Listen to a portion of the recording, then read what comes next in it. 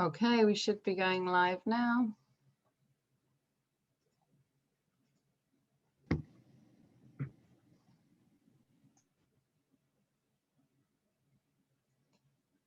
So I guess we'll just wait until maybe just after 7 to start.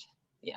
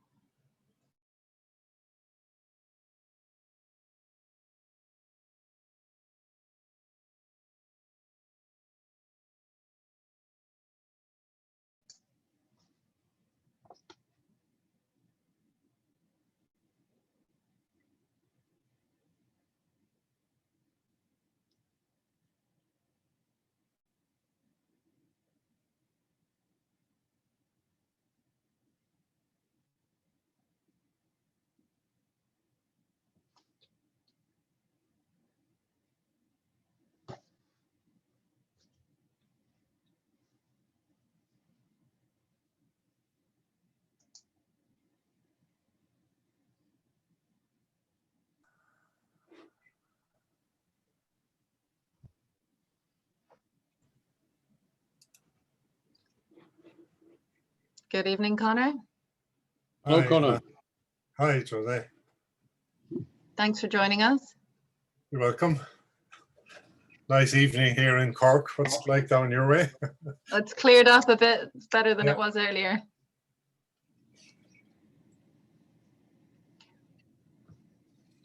We're just going to give it maybe another 5 minutes or so for a few more people to join.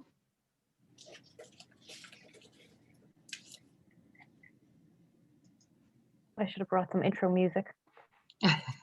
Yes, I often think that. Something to fill the awkward silence at the beginning. We should have some music. Yeah.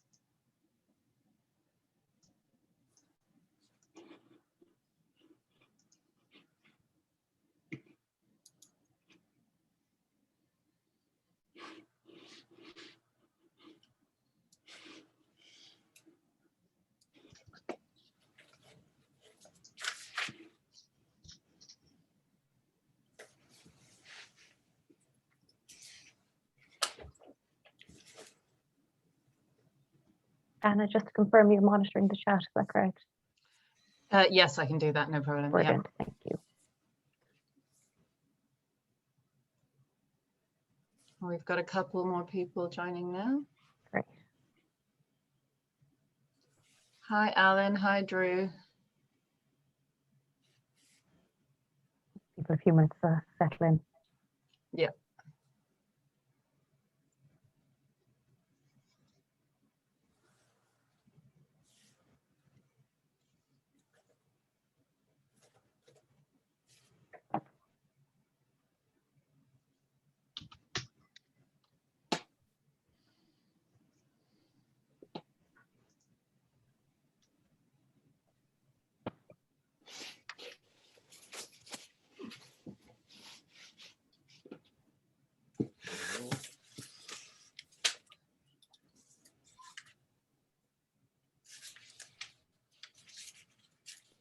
No, I wonder would be best if we kick off. We've quite a bit to get through, and I'm sure we can, if anyone has any questions, they can ask at the end. Can we maybe give it a couple more minutes? It's only 1 minute past 7, so. Yep, no worries. Hi, Alan. Hey, Ellen. Can you hear me? We can. Hi, Alan. Oh, hi guys, sorry. Good, how How are are you? you?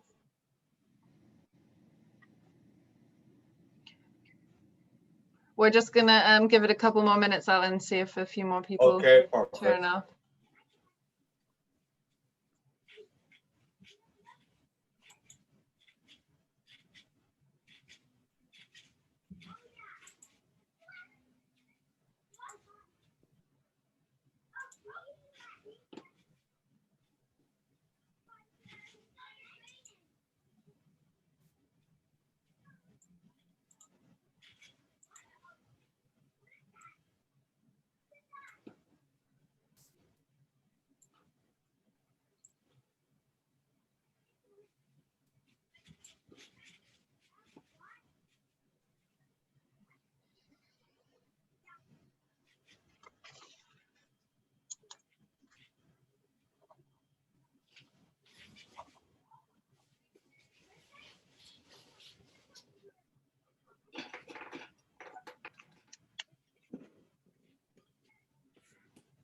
Anna, can you send Tig the Zoom link?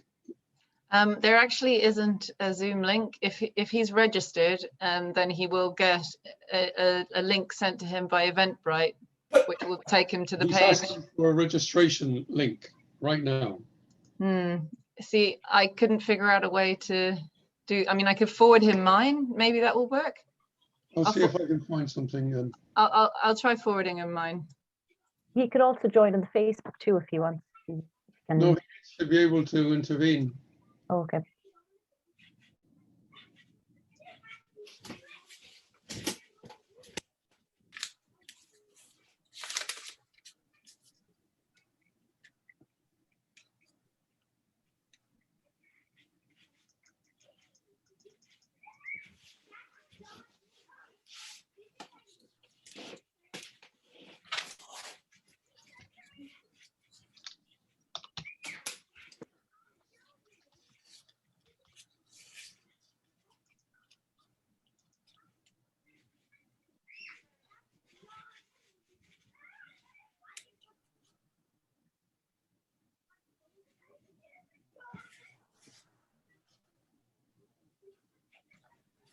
Dee and Rory, did you manage to get in okay through the Eventbrite email? Yeah. No, it's fine. Yeah, it worked fine, yeah. That's fine. Yeah.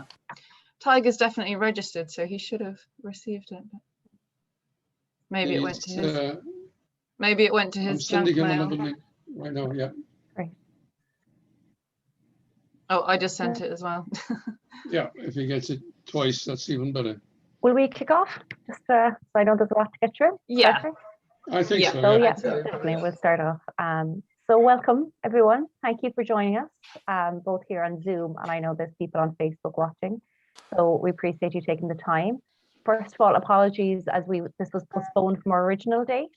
So we're glad you can join us on this sunny evening. And yeah, it's best to get started. Just to start off, first of all, we just have some housekeeping. So we want this to be an interactive session, but we just ask that while somebody is presenting that you would just keep your microphone on mute, and feel free to ask questions in the chat and the Q&A that will be monitored. And we also ask cameras on because it's nice to see your lovely faces. So to get started, we're going to approve last year's AGM minutes. So I have them here. I'll have to just jump out of this for 1 second.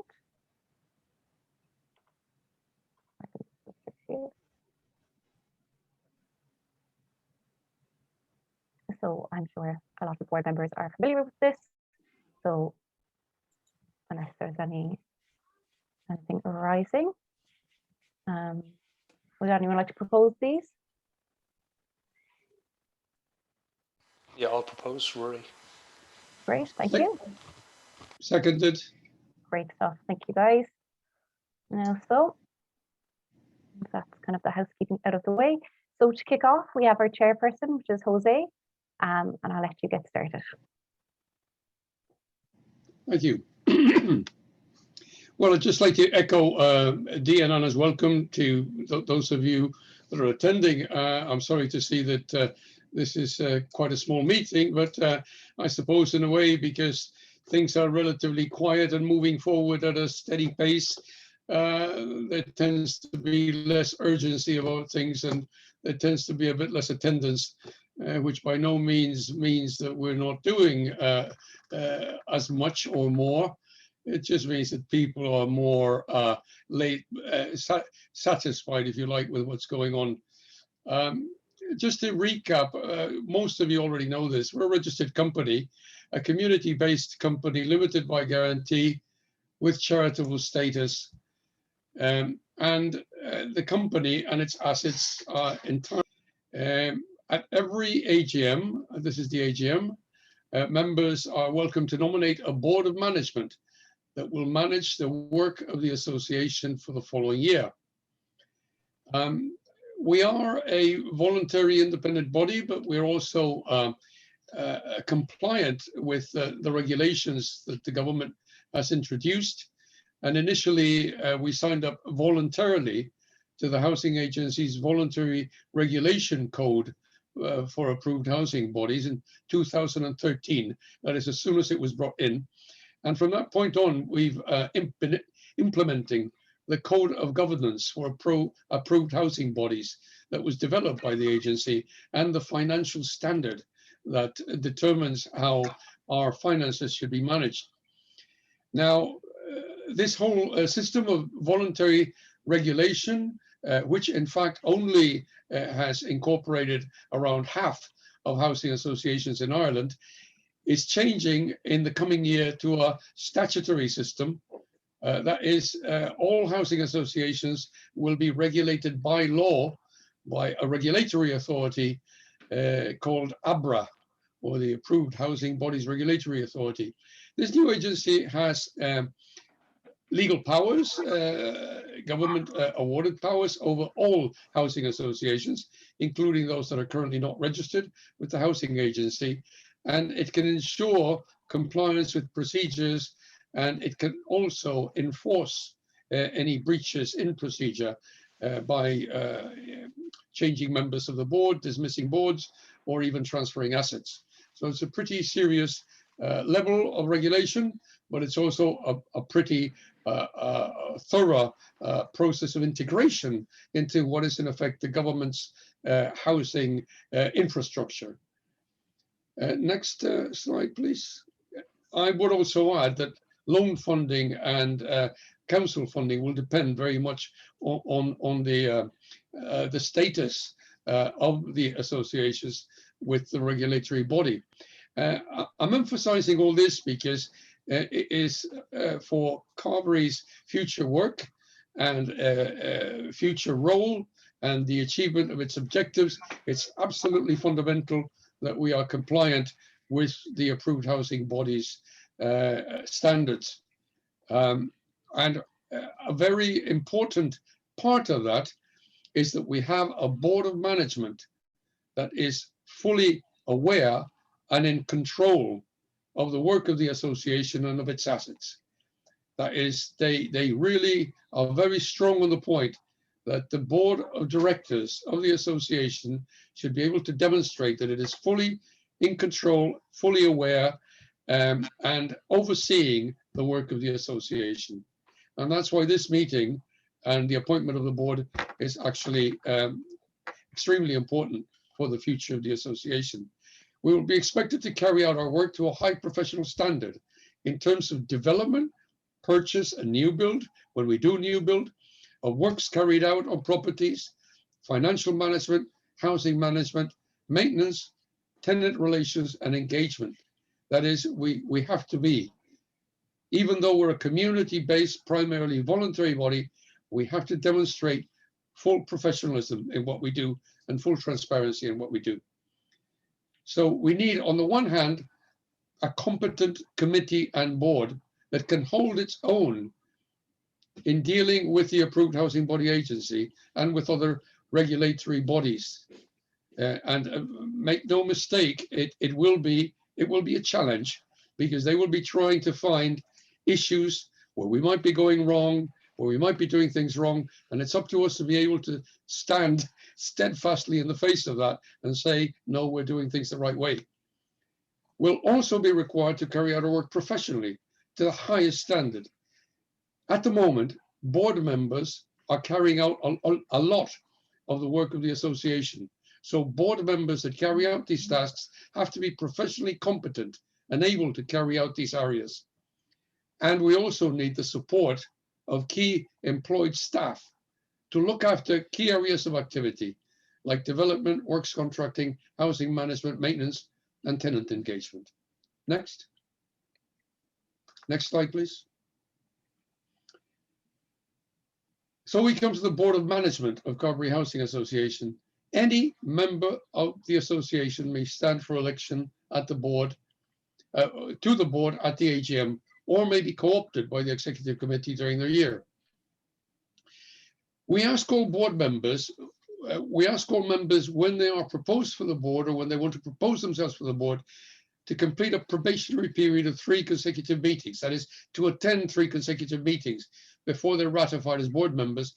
This is because we've had the experience of members applying to be on the board, being registered with the registrar of companies, and then leaving after 1 or 2 meetings. So we do ask for this short probationary period. Some of our board members are currently allocated areas of responsibility, that is of work responsibility, not only overseeing, and that is, they are specifically development, which is allocated to myself, works and repairs, which is allocated to Rory Kay, who is present here. And we have a staff member, our operations manager, Anna, who is responsible for housing management, cyclical maintenance, periodic maintenance, and all initiatives related to sustainable energy and renewable energy in our homes. At the end of the last financial year, we had 11 directors. The officers, that is, the officers are elected out of the board at the first board meeting, and the officers during the past financial year were myself as chair, Dee as secretary and chair of the Risk and Audit Subcommittee. Dee will explain what the Risk and Audit Subcommittee is. Tig Quill-Manley, who is treasurer, and Alan Wiseman, who is also present, who was membership secretary. Next slide, please. We also network and participate in a number of both local authority and community sector bodies, such as the Cork County Council Public Participation Network. And we've attended in that capacity Cork County's Housing Strategic Policy Committee. We're also members of the Irish Council for Social Housing, the Revis Network for of Cities and Regions of the Social Economy, and the REEP Renewable Energy Partnership. I should also add that we're also a sustainable energy community, and we're also therefore members of the Sustainable Energy Community Network that Conor O'Brien represents, who's also present at this meeting. We're partners in the EU Interreg project Red Wolf. We're working with partners there from 8 other EU countries, including Cork City Council. And I think Brian Cassidy, the energy officer for Cork City, is also present at this meeting. Welcome, Brian. We're also on the board and have helped to set up a new community organization, Green Skibbereen, that has set itself the task of setting up a Centre for Excellence in Climate Action at My Ross Woodhouse, LEP in Cork. Next slide, please. And that's the end of my report. I think I'd like to hand over to Dee now for the Secretary's report. Thank you. Thank you, Jose. Thank you for introducing the association and giving a great overview. So as Jose mentioned, this is a big year for Carbery, and particularly in the aspect of governance. So we are regulated by the Housing Agency. So we signed up to the voluntary code a number of years ago, and since then we've been working tirelessly to make sure we meet those requirements in preparation for regulation this year. As part of that preparation, we have also met with the Housing Agency on 2 occasions. So the first was in 2020, and then most recently was about 2 weeks ago. So the Housing Agency reported that Carbery is performing in a satisfactory manner, which we were delighted with. And they made some recommendations, which we have now implemented. As part of those recommendations, we created a risk register, we updated our policies, we also created induction and welcome packs for both new members and board members. And to add to that, we actually also have introductory packs for those who are thinking of joining. And as Jose mentioned, our board is mainly volunteer. We have 1 part-time staff member. So we're always looking out for members and board members and those who are interested to join. So anyone who is interested in joining, we'll be showing the link at the end, and we would love for you to join us. We'll see the link on our website. So to comply with regulations, we have been working with approved housing body, regulatory, the ABRA, and we have been meeting their codes. So the voluntary regulation code, as Jose mentioned, also the financial standards, governance standards, performance standards, and the legislation which we brought in this year. Additional to that, we also are meeting the CRO, so the charity regulators requirements, and the company's registration officer requirements. And one of the requirements that we have met this year is we've been focusing on risk. as a voluntary body, risk is something that we always have, is an ongoing that you can't mitigate against, but you have to deal with.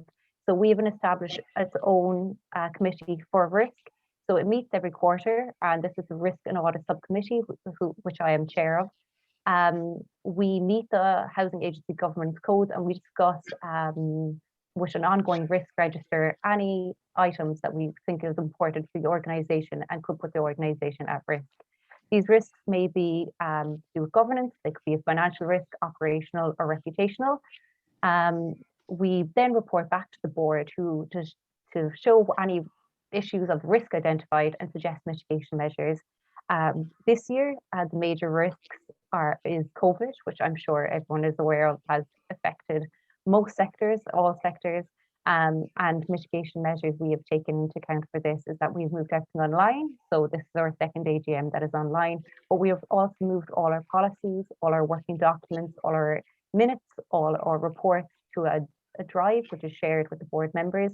So it is an active working drive for everyone to work on. Funding sources, so like most sectors of charity, we've been affected because we are unable to do fundraising, especially in person. So this is something we have been parking for the moment, but in return, we've tried to reach out to members on social media. We've tried to improve our website. We've also, we did a Christmas card campaign to try be connected with both our tenants, our members, and then the wider public. And then lastly, board tenure. So it is a risk that with a lot of these volunteer community organizations, people are busy and it's hard to retain a volunteer staff. So we have had an active campaign trying to attract new board members and retain the board members that we have. And on that note, I'd like to thank all our very active board members who have committed their own time free of charge to this great organization, this cause. And without them, we will be lost. So move to the Treasurer's report. So I think Jose, you might have to step in this. I'm actually here. I'm oh, brilliant. managed to log in. Thanks a million. No problem. Thanks, Dyke. Sorry, I could see you on the screen. Great.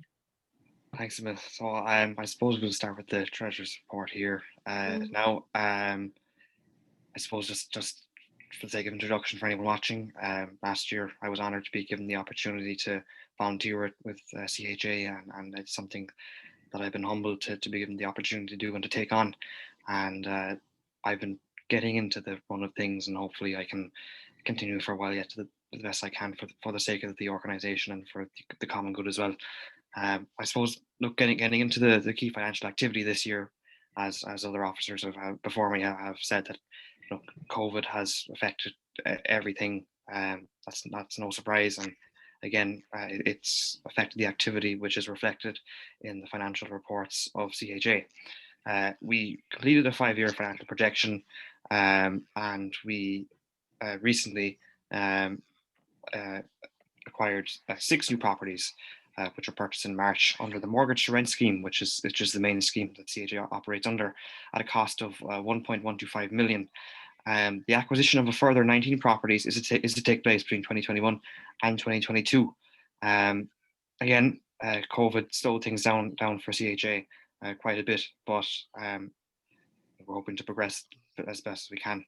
Rental income should increase significantly as a result of these further acquisitions, which is a significant uptake in comparison to the current properties on CHA's guidance.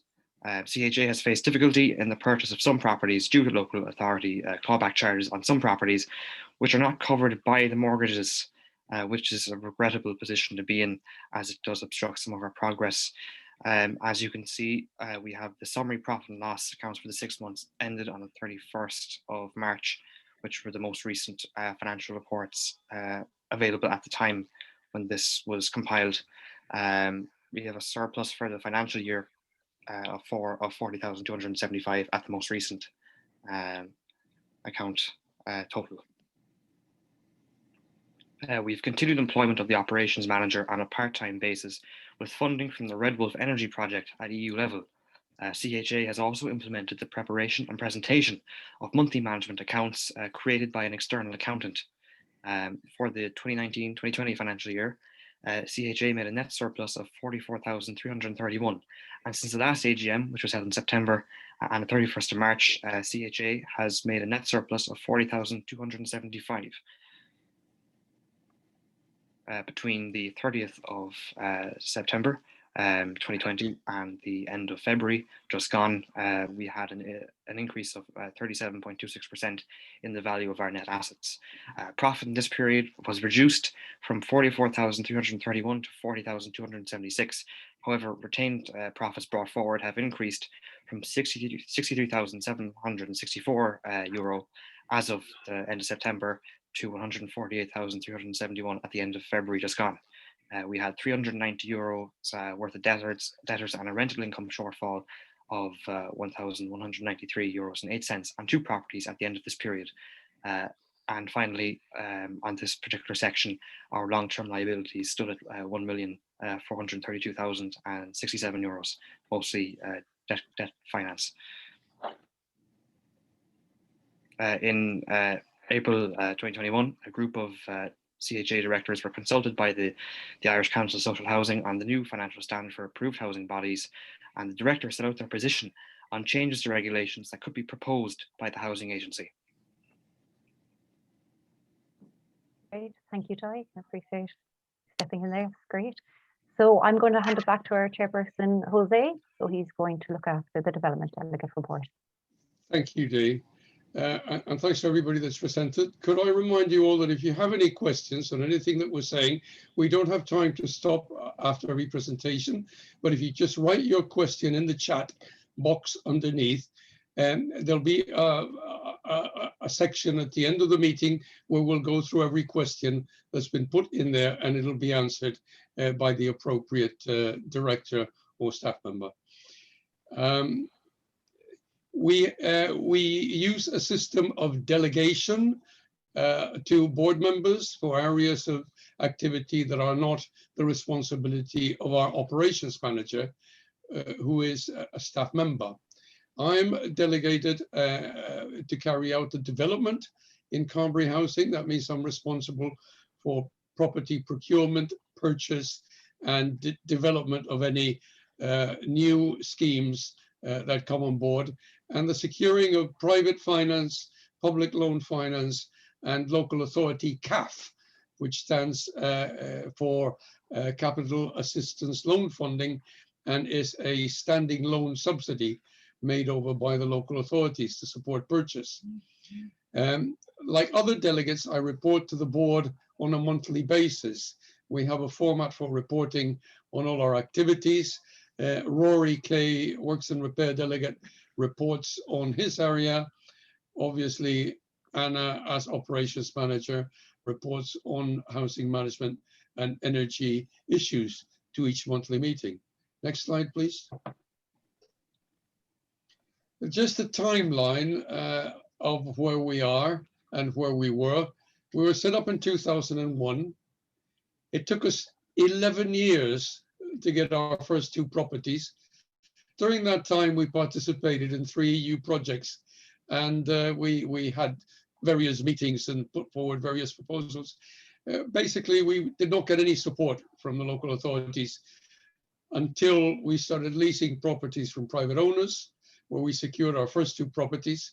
Then a year later, the Mortgages to Rent program was announced, where housing associations could effectively bail out homeowners who were unable to pay their mortgages by buying their properties and keeping them as social tenants. And with the support of the Department of Environment's housing agency, we joined this program and were allocated a number of houses. We then had to find loan funding, and the AIB Bank in Skibbereen agreed to our first loan, which allowed us to buy our first house in 2016. In 2017, we bought 6 more houses with AIB funding and local authority CAF. And then in 2018, the Housing Finance Agency, the government's public loan body, agreed to lend to us. And with that, we secured 5 more properties by 2020. We're currently in negotiations with the Bank of Ireland, and I should add to that with another financing body called Financing Ireland for loan funding for subsequent purchases. In 2021, as Tig reported, we bought 6 more properties, making it a total of 18 properties owned, and we're negotiating 19 additional properties where we have prices agreed. We're aiming for a total program of 40 properties by 2022. Next slide, please. All property purchase carried out by Carbery Housing Association, it uses the CAF funding system, which is made up of something like 70% loan funding at commercial rates and something like 20 to 30% local authority subsidy, which is given as a standing loan, which is not repayable until the end of the mortgage term. We have to source these loans ourselves, but they're actually repaid by a payment and availability agreement, which is a fee of 92% of the market rent, which is paid by the local authority for every family housed. The logic of it is, if we weren't housing them, they would have to be put up in hotels or equivalent private accommodation, and they would be paying the full market rent. So in this way, only 92% of the market rent is paid for housing the families in affordable quality housing. Lenders to date, as I said earlier, have been AIB, Housing Finance Agency, Bank of Ireland, we're in negotiations with. Financing Ireland, a new social housing funding body, has confirmed that they would be prepared to fund our next purchases. So it's pretty definite that we're going ahead to the 40 homes over the next 2 years. Next slide. We've had some difficulties. Again, this was mentioned by Tig, where the properties that we are buying were originally bought under the Affordable Homes Scheme or the Tenant Purchase Scheme. And when this happens, they maintain, in the case of the Affordable Home Scheme, a financial charge on the title. Now, unfortunately, this only is revealed when we do the searches on the title, but it means that there's an additional sum. Some cases could be 18, 20,000 that has to be paid before the property can be purchased. And we've had this in both county and city properties. We've not managed to get this amount waived on any properties. We had one a case where the vendor, the financial company that owns the mortgage, has agreed to absorb this charge within their purchase cost. But this is still a problem. With the tenant purchase scheme, it's a slightly different problem, where we need the authority of the council to buy the property. And we've not been able to get this authority from either the city or the county. So we're working on this. It should not be a definite barrier, but it has been a delay, a problem, and a worry for everybody involved. We've been working with the Irish Council for Social Housing, MABS, and the local authorities concerned to resolve this blockage and be able to complete the purchase of the properties concerned, and in that way be able to give the families some reassurance. Next slide, please. We're looking at new developments. I mean, obviously the mortgages to rent is our core and is the basis of the financial feasibility of the association at the moment. But we're looking at the development of new build using a modular wooden house system that's digitally designed and made in sort of routers in a Fab Lab type arrangement. And this is produced by Datum Architects, who are an offshoot of Cork Centre for Architectural Education. We're looking at potential EU life funding for this. It's obviously an innovative and very sustainable housing model, which we would want to combine with renewable energy. We've expressed an interest to the Department of Environment in implementing the new cost rental funding model that's being proposed. The cost rental model is, if you like, a step beyond social housing, and it's aimed at persons who are not eligible for social housing because of their income, but who are unable to afford housing on the open market. Now, this model of housing would allow us to borrow money to build and then to rent at 75% of market rent. So it wouldn't be the social rentals that we are charging at the moment, which are council equivalent. It would be a higher rent, but it would not be as high as market rent. It would be what they call an affordable rent. The tenancies would not be nominated by the local authority, but we would advertise them through local newspapers and so on, and people would apply directly to the association. We're also developing the possibility of capital assistance projects, CAS, which are subsidized schemes for persons with special needs. And this is just an initial exploration. We've had discussions with COPE, for example, but we would need to find a partner that actually works with these special needs groups in order to continue that. I think that's the final slide. I'd like to hand over then to Anna for the operation manager's report.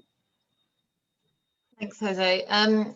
Actually, I know we said that we weren't going to answer any questions until later, but there is a development related question that's come in, and I wonder if you might be able to answer it briefly, just because the asker said they might not be able to stay until the end. So, Drew, are you there? If you can hear me, Drew, and you'd like to ask the question yourself, then feel free to turn on your camera maybe so we can see you as well. That'd be great.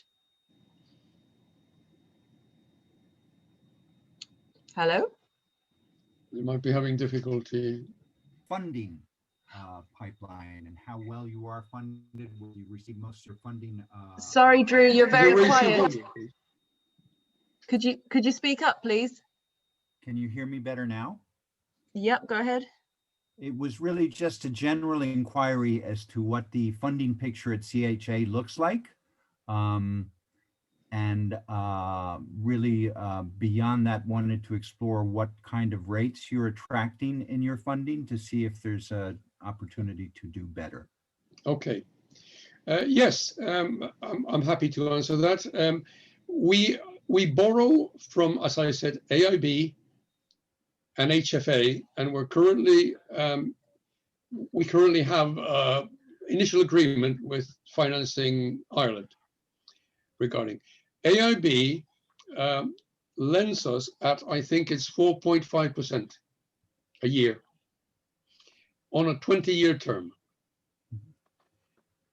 HFA, because they're publicly funded through the European Investment Bank, lend to us on a 3.2% rate over 30 years. So as you might imagine, the HFA funding is much more favorable than the AIB one. I would say the AIB one is fairly typical private sector rate. It's more or less the rate that we would have expected to get from Bank of Ireland. We're not really sure what sort of rate Financing Ireland is going to propose because they haven't come back to us on that. Jose, would it be fair to say that we're currently looking at looking for different financing options? We are happy to look at, we are interested in looking, because obviously we have a ambitious development program, if you like, particularly with the new build coming on board. And so we would be very interested in looking at more favorable loan funding arrangements for future development. Thank you, Jose. Maybe I'll circle back on that after the meeting. That'd be excellent. Thank you. Thanks for your question, Drew. Thank you. Okay, in that case, I will continue with my housing management report. So as Jose said, my name's Anna and I'm the part-time operations manager, currently the only member of staff. Oh, the color schemes all changed on my presentation.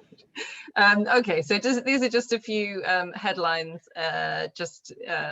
sort of to update you on where we are or where we were in the last financial year.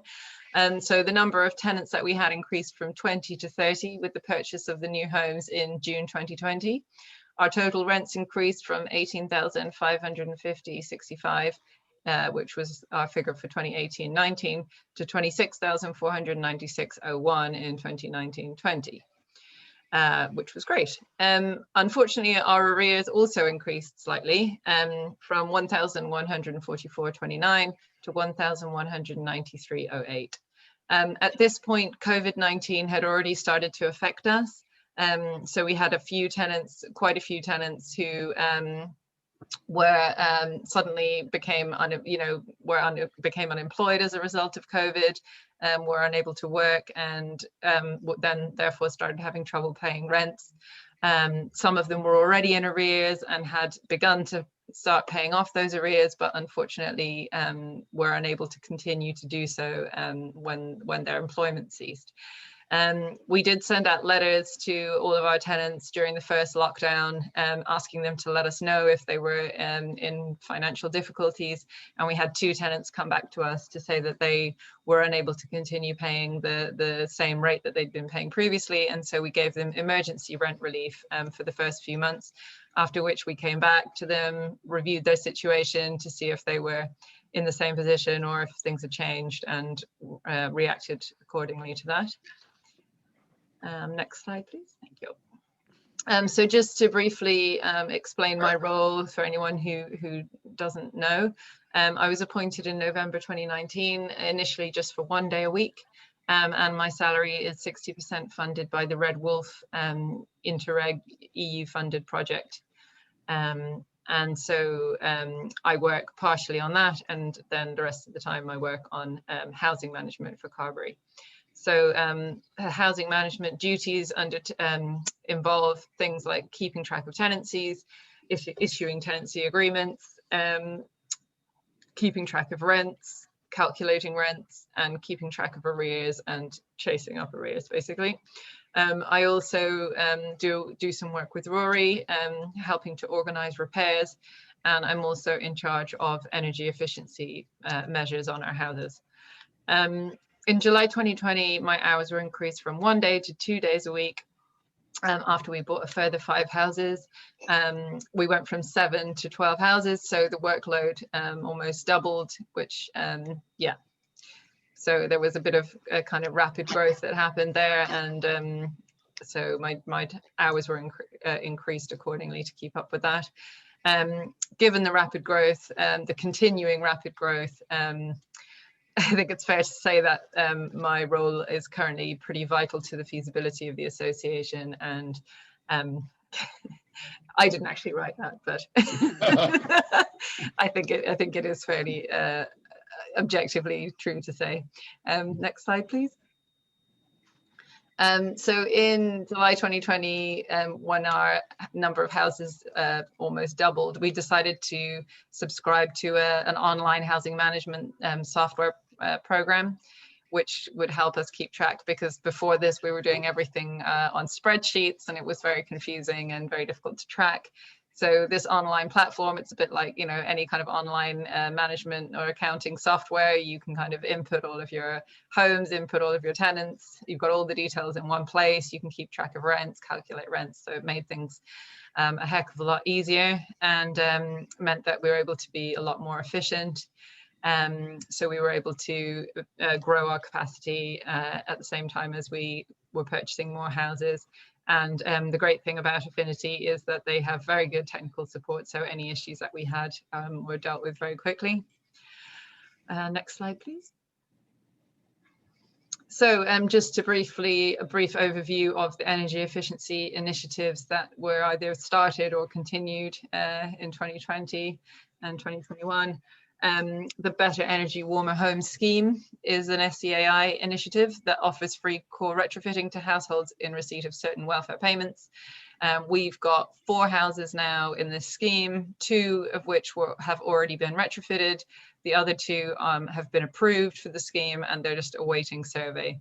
And there's a bit of a waiting list for that scheme, but it's happening anyway at some point. We were also involved with the Better Energy Communities project in partnership with NCE Insulation and SE Systems, which enabled us to retrofit 2 of our houses free of charge, which was fantastic. and that includes things like new windows and doors, insulation and heat pumps. And then we're also involved, as mentioned previously, in the Red Wolf project, which is funded by Interreg Northwest Europe. And this is a European project. It's like a research project, which is looking at it's carrying out a number of pilots installing this cutting edge space heating system in social housing. And the heating system consists of solar panels, battery storage and storage heaters, which is all controlled by an artificial intelligence system that calculates when the electricity is at its lowest level of carbon and when to draw electricity from the grid and when to take it from the batteries. So it's a really exciting project that we're involved with, and we're hoping to get the system installed in 5 of our houses by the end of the year. However, there have been some significant delays to the project because of COVID-19. And so hopefully we're still going to get it done by the end of this year, but the overall project itself has now been extended to the end of January 2023 to allow time to monitor the system and gather the data that is needed. We're also discussing a potential retrofit program with a company called Envirobead Insulation. And so, yeah, we're hoping to get more of our homes retrofitted through that scheme. So just finally, we're also focusing this year on improving energy literacy amongst our tenants and amongst our board members and volunteers. So in order to do this, we are working with a couple of different partners. Of course, we're already involved with the Red Wolf project. And part of the Red Wolf project is to do with disseminating and sharing learning to a wider audience. So we have an education partner in the project who are based in the UK, and they are running the Red Wolf Summer School over the next few months, which will be taking a group of students from all around the different European countries that we've got partners in, so France and the UK and Germany, I think. Germany, yeah.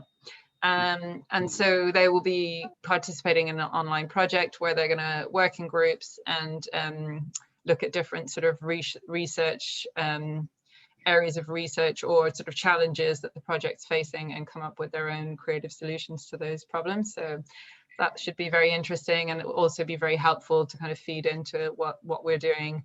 And we're hoping to get some really useful outcomes from that we can share more widely. Also, we've been working with a team from UCC who are involved in another European project called Act for Eco. This is, they've created a free online portal that aims to help people be more energy efficient and show how you can save money on your energy bills. So we've been working with them to promote what they're doing and you know, trying to encourage our tenants to use the tool to help them save energy, and also to educate our directors more on energy efficiency, although they're already pretty savvy on that, most of them. So then finally, on energy efficiency, the other thing that we're starting up is an energy ambassadors program. So the idea behind this is that we have, say, 4 or 5 energy ambassadors who are on a voluntary basis working with Carbery Housing to carry out some outreach work with our tenants. So it's all about kind of upskilling and learning about energy efficiency so that they can help our tenants to become more energy efficient. And also, as we're installing renewable technologies in our homes, we want our tenants to understand how they work and how to get the best possible use out of them. So if anybody here on this meeting is interested in joining that scheme, we'd love to hear from you. We've already got Alan Wiseman and Ian McNinch, who are 2 of our directors who've agreed to sort of figurehead lead the way on the Energy Ambassadors program. So we're very grateful to them for doing that and excited to see what we can achieve with that. So that's pretty much all there is to say about that. And I will now hand over to Rory, who's our repairs and maintenance delegate. Great. Thanks, Anna, and thanks for that report. That was really interesting. So yeah, my name is Rory, and I'm a director and also have a delegation for repairs and maintenance, which I'm assisted with other members of the board, particularly Jose and Anna as well, help out quite a lot. So I think, as the guys mentioned already, we currently own, I think own 18 properties and lease one, all of kind of varying ages, but they tend to need quite a bit of looking after and work. The kind of work that we do is generally broken into four categories. We have the initial works, planned maintenance, emergency repairs, and cyclical maintenance. So first of all, the initial works is works we do to properties when we purchase them. So we'll have a pre-purchase survey done by a surveyor that lists works that need to be done to the property, essential works with an estimated cost. So then when we borrow to purchase these properties, we include that in our loan amount. And then there's a part that's covered by the CAF funding. So that covers these works. And we have actually had to kind of increase the amount we're allowing for these kind of works substantially, because it's ended up being more expensive in a lot of cases than we initially envisaged. Then we have planned maintenance, which is kind of non-essential repairs that need to be done on a periodical basis, like perhaps replacing windows or roofs. And we can have a sinking fund that we put money aside to deal with these as and when they need to be done. Then we have emergency repairs that come up from time to time, like a leaking pipe or a block drain. These kind of we get done urgently, and they just come out of our current account. And then we've got cyclical maintenance, which is, again, it's kind of periodical maintenance, generally on an annual basis, things like unblocking gutters, painting the house, doing boiler services. So Anna's been doing quite a lot of work with that recently, and kind of setting up processes for keeping track of all of that and making sure we schedule these kind of repairs. Can we move on to the next slide? Thank you.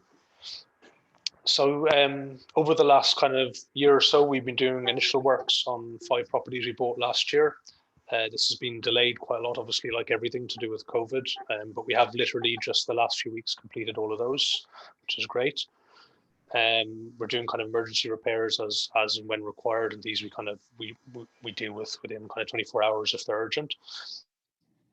And then we also have 6 new properties that we just bought in the last few months, so we're tendering the work we're going to be doing on those. So we should hopefully have some prices back for that shortly. And major planned works, we have a few big jobs that we're also doing this year, a roof that needs to be redone, and some repairs or replacement to a septic tank system on a property. So those will be getting done in the next kind of 6 months or so as well.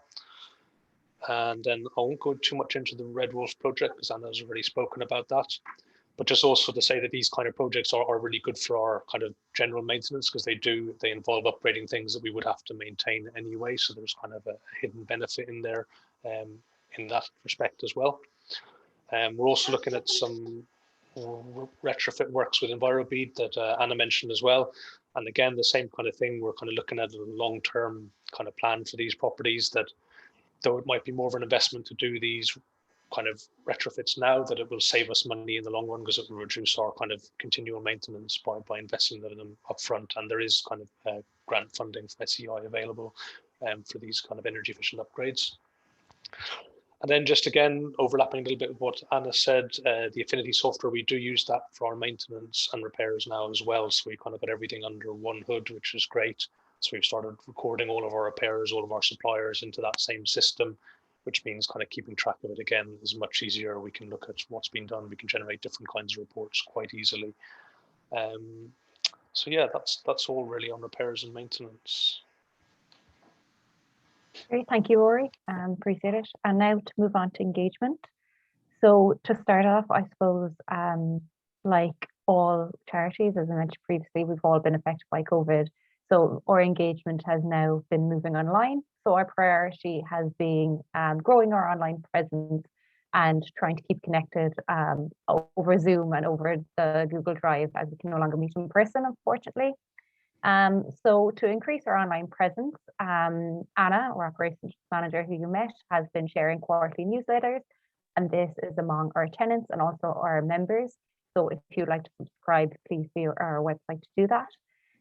In October, we were delighted to receive accommodation from the Cork Environmental Forum. So thanks to Bernie, Dr. Shirley Callagher and Katrina Courtney for this nomination. We're delighted to receive it. We also were mentioned in the Irish Examiner and the West Cork People, and this was regarding the purchases of the homes we bought this year. So it's always good to have some good news at this time. We also worked with the CPP unit at UCC. So Dr. Niall Duffy and his team there conducted a study with our tenants to see the rate of energy poverty. The study found that 40% of our tenants had difficulties meeting their heating bills. So we have been trying to address that in two ways. So Anna spoke about the kind of idea of educating our tenants through the Act for Eco project, and also through the energy ambassadors, and trying to support them in that regard about energy usage. And then the other side is, as Rory mentioned, is actually improving the actual building envelopes and improving the energy rating of their homes. So we are involved in a number of schemes which have already been mentioned to try and improve the energy ratings of the homes that they're living in. Also, we did a Christmas card campaign. So this was a campaign that was kind of spearheaded by our operations manager, Anna. And we had 5 local artists who are all based in Cork who kindly donated their designs to Carbery. So we would like to thank them all for that. And these cards were sent out to raise awareness of the work that we do, but also to keep connected with our tenants and also to our other board members. So because at the moment we can't meet up or anything like that. And then lastly, on social media, we have just tried to create a growing presence, and it should be mentioned that if anyone is interested in anything that you hear tonight, please feel free to like, share, follow, all of those good things, and also reach out to us either by email or on social media. We do check them quite a bit.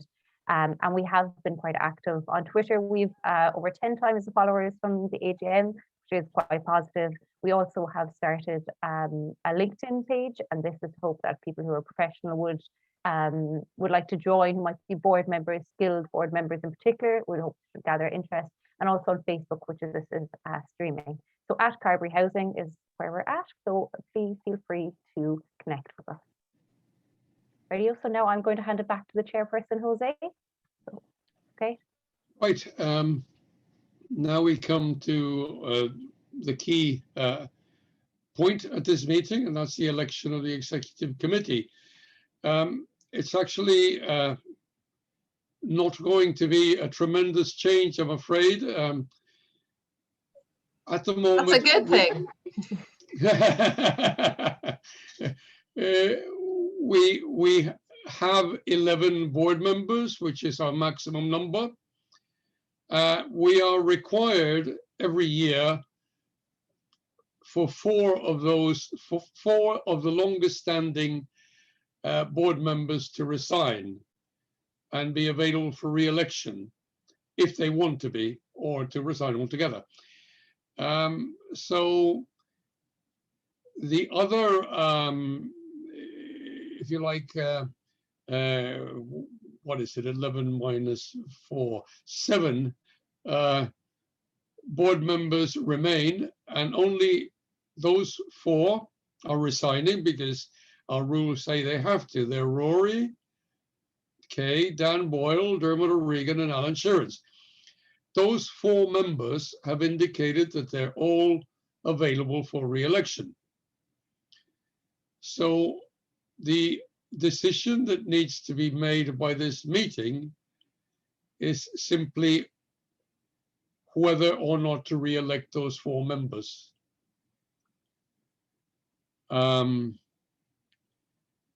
And really, I suppose at this point, the best thing would be for everybody to open their microphone and to, we'll take them in block, the 4 board members, Rory, Dan, Dermot, and Alan. I must say all of the members have been nominated and seconded. So it only remains for the vote to be taken on those 4. So could I ask you to indicate, those members that are present, whether you're for or against? Or. Right, So it might be easier. Is there anyone against? Might be easier. There is a little icon that you can put up actually, which might be easier. Either put up one of these things if you're in favor, or one of those things if you're not. That's a laughing face. So could I ask everybody to now cast their vote for those four? And we'll see what it says on the picture. Right. We're waiting for D. I just gotta go. Find the icon. There we go. Yeah, I can't find the icon either, so we might use our real hands. I think It's at the bottom where it says reactions. a unanimous. I think it was a Yeah. unanimous. I think so approval. too. I think so Yeah. too. I It think sounds pretty unanimous to me. So with that, I'd like to re-welcome our committee that in fact rejoins in full. Now, the only point that I'd say is, in spite of the fact that we have a full committee and we have ongoing commitment from these board members, there are a couple of members that have indicated that they would be prepared to stand down if somebody else was willing to stand forward. So please, if you do want to be a board member, a new board member, please put yourself forward, because we will try, we do need to incorporate new board How members. should people put themselves forward? Well, they have to apply for membership first. But I mean, then- would they email you, or how would you like? No, they should apply for membership. Okay. Have you explained how membership is applied for? I don't think anyone has. Would you like me to? Could you please explain how membership is applied for? Anna? Sure. You can go to our website, which is www.carberyhousing.eu. And if you click on the menu at the top, there's something that says participate, I think, or get involved maybe. And if you click on that, it will take you to a page which explains all about the membership system, how much annual membership is. I think it's €15 a year for employed or self-employed people. And that you can also find a form there that you can download and fill in, and you need to post that to us because we need a hard copy of your signature. And then you would need to attend 3 board meetings in order to be put forward for the board. And then you would need to be elected, is that the right word? The rest of the board would need to approve the incorporation yes. of the person being proposed. Yeah, but if no you're one's not been refused yet. If you're not ready to do that just yet and you'd like to discuss it with us, then you can drop us an email on redwolf@carberyhousing.eu. I'll put that email in the chat just in case anybody wants to get in touch with us before, if they're thinking about joining. Yeah, and to echo Anna's statement there, if you are just interested or just curious, please feel free to reach out. And we do have introductory packs. We have other things if you don't want to commit to being a full board member just yet. So go ahead, Jose. There is a question on the chat that we've not addressed. And that is from Connor. Okay, great. And he's asking, how do we identify target houses for our projects? Now, at the moment, because we only operate through the mortgages to rent, if you like, that decision is sort of made for us, in that the homeowners that can't pay their mortgages or that are having difficulty, and the banks that hold the mortgages agree whether they can be put forward for the mortgages to rent scheme. The mortgages to rent scheme is a government scheme. The bank will then put the name of the household forward to the housing agency. And if the local authority approves the household as being eligible for housing, that is not having income which is over the threshold or for any other reason being disqualified from social housing, then that household will be entered into the mortgages to rent scheme. As a member of the approved of the mortgages to rent approved housing body panel, we are sent monthly a list of properties in the country that are available for mortgages to rent. Since the start of our joining the program, our committee took the decision that we would apply for all properties that came up in Cork County and City. And that's what we've been doing. We've been applying for all properties that come up in Cork County and City, expressing an interest in negotiating them. Obviously, not all of them are allocated to us. Some of them will be allocated to the other associations, Clwyd, Twath, and Respond, all of the other particularly large associations that participate in this program. But quite a number have been allocated to us. Now, the committee a few months ago decided to stop expressing an interest because we had accumulated 40 allocations, and it was felt that we were in danger of being a bit overwhelmed, and it was felt that we should clear the pipeline a bit, bring more houses into use, carry out the repairs, get them into management before we started expressing our interest in properties again. It's possible that the committee might be interested in applying for further properties in future, but at the moment, that's the situation. Our program is 40 houses. We have actually allocated properties before under the private sector leasing scheme, the 2 leasing properties that we had. And that was slightly different in that we negotiated leases from private landlords, 10-year leases, and then the local authority allocated persons to us from the housing list. And we then had to interview them. They allocated 3 households, and we had to interview them, score them, and decide whether we would allocate them the property. But that only applied to the 2 leasing properties that we had. And we interviewed and allocated to 3 households in total because one family left. So those are the 2 ways in which we select the households that benefit from the scheme. Thank you, Jose. And also, I think now is a good opportunity to open the floor to questions. If there is any others that someone may not have added in the chat, I hope we've covered those. So if anyone has any questions, please do speak up. I've actually just had a question come in from one of our board members who I think wasn't able to join the Zoom. It's Dave Simmons, and he is asking, he wants to know a bit more about Envirobead.